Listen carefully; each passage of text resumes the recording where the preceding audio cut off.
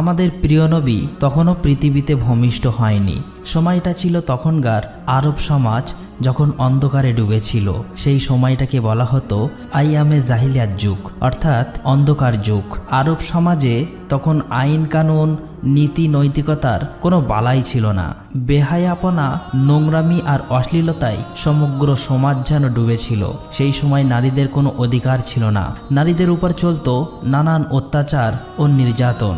এমনকি অনেক সময় কন্যা সন্তানদের জীবিত কবর দেওয়া হতো। এতে মানুষের মনে বিন্দুমাত্র মায়া, মমতা, ভালোবাসা ছিল না। নারীদেরকে সেই সময় ভোগের পণ্য মনে করা হতো। এমনকি বাজারে নারী পুরুষের দাসদাসী হিসাবে বেচাকেনা করার রীতি ছিল।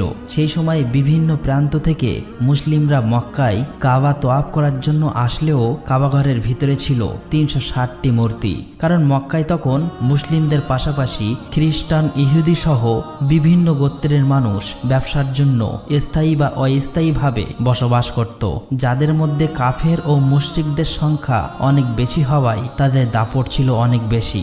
এরপর সময় এসেছিল 570 খ্রিস্টাব্দে। তখন মক্কার নেতা ছিলেন নবীজির দাদা এবং কুরাইশ বংশের প্রধান আব্দুল মুত্তালিব, যিনি কাবাঘরের রক্ষণাবেক্ষণের দায়িত্বে ছিলেন। আর নবীজি তখন মা আমিনার গর্ভে। এর মধ্যে হঠাৎ একদিন আরবে বিশাল হস্তি বাহিনীকে দেখা যায়, যারা ক্রমশ মক্কার দিকে এগিয়ে আসছে এবং মানুষজন তাদের ভয়ে বাড়িঘর ছেড়ে পালাচ্ছে। কারণ সেই হস্তি বাহিনীকে প্রতিহত করার মতো শক্তি তাদের ছিল না।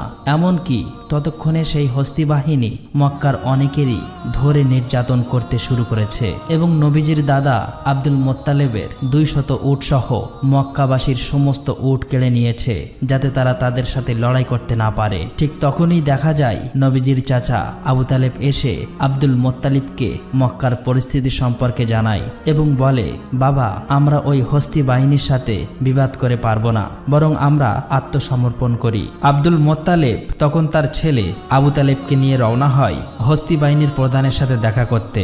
আর এই হস্তি বাহিনীর প্রধান হলেন মক্কার পার্শ্ববর্তী এলাকা ইয়ামেনের শাসক আব্রাহা। তার ছিল অনেক ক্ষমতা ও শক্তির অধিকারী। মূলত আরব সমাজ যখন অন্ধকারে ডুবে থাকলেও সমগ্র পৃথিবীর বেশিরভাগ মানুষ জেনে গিয়েছিল যে ইসলাম ধর্ম হলো পৃথিবীর শ্রেষ্ঠ ধর্ম, সত্য ধর্ম এবং শান্তির ধর্ম। তাই বিভিন্ন প্রান্তের মানুষেরা তখন ইসলাম গ্রহণ করছিল এবং দলে দলে হজ করার জন্য মক্কায় আসত।